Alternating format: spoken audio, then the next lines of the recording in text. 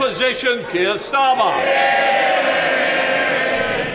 I'd also like to welcome the member for Central Suffolk and North Ipswich to his place on these benches. After nearly 2 decades as a Tory politician and an NHS doctor, Mr. Speaker, he's concluded that if you care about the future of our country and our NHS, then it's time for change. It's time for this changed Labour Party. And as of today, he's our newest Labour MP, but I'm sure he won't mind me saying that I hope he loses that title on Friday. Mr. Speaker, when a lifelong Tory and doctor says that the only cure for the NHS is a Labour government, isn't it the time the Prime Minister admits he has utterly failed? Prime Minister. Well, Mr. Speaker, I'm glad to actually see the honourable gentleman from Central Suffolk in the House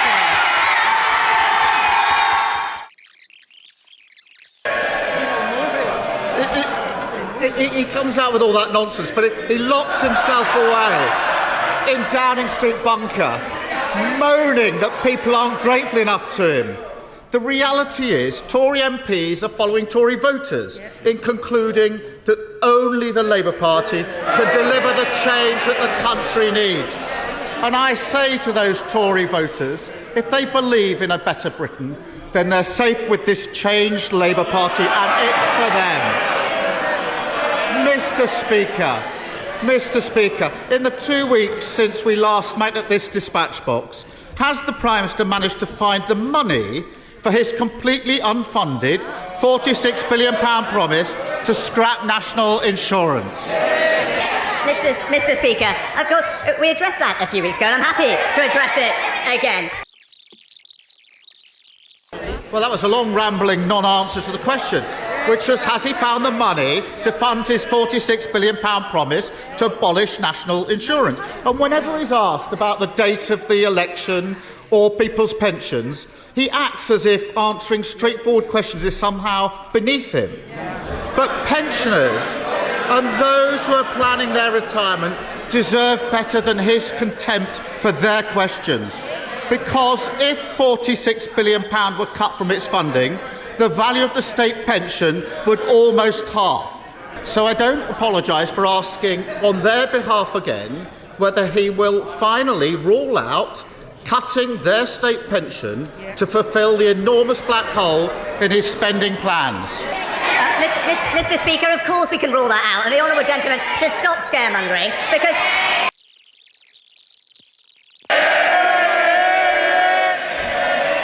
Mr. Speaker, it's clear he can't answer the question where he's going to find this £46 billion. No, he said, luckily for him, that's where he said it's not coming from. It's not said where it's coming from. Luckily for him, one of his peers, Lord Frost, yes, him again, does. He says to solve the Tory spending plans, the state pension age should be raised to 75. Now, understandably, that will cause some alarm.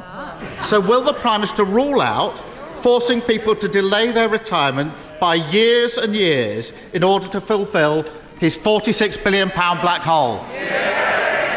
Mr. Speaker, I've answered this multiple times to the Honourable Gentleman. I'm happy to say again, this is the party that has delivered and protected the triple lock.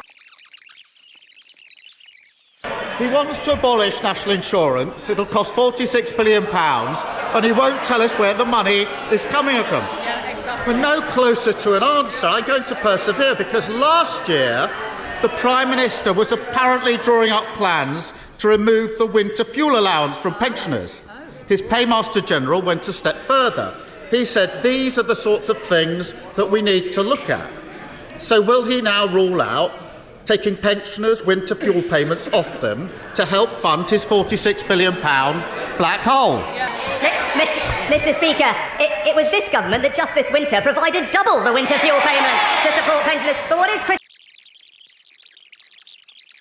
Mr. Speaker, is it any wonder that his MPs are following Tory voters in queuing up to dump his party?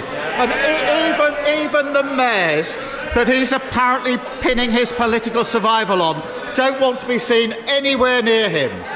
because until he starts setting out how he's paying for his fantasy economics, he's got a completely unfunded £46 billion promise that puts people's retirement at risk. How does it feel to be one day out from elections with the message, vote Tory, risk your pension? Mr. Speaker, tomorrow voters will have a choice, and it will be a choice between mayors like Andy Street and Ben Houchen. SNP leader Stephen Flynn. Thank you, Mr. Speaker. On Monday, the Armed Forces Minister was neither able to confirm nor deny that UK troops may soon be deployed on the ground in the Middle East. Now, the public watching will be hoping that members of this House do not have a short memory when it comes to the potential deployment and involvement of our military in the Middle East. So can I ask the Prime Minister to provide some much-needed clarity? Is he giving active consideration to the deployment of UK forces in the Middle East, yes or no? Yeah. Mr. Speaker, let's all be in no doubt. Aid is required in Gaza, and it is required because when people are not being bombed, they are starving to death. The solution to that is a ceasefire and the opening of safe ground air routes, not the involvement on the ground of UK military personnel. These are dramatic and potentially dangerous developments. So will the Prime Minister confirm to the House today that before he makes a decision, all members will be afforded a vote? Click here to see Lord Ashcroft hiding in a toilet from questions about tax.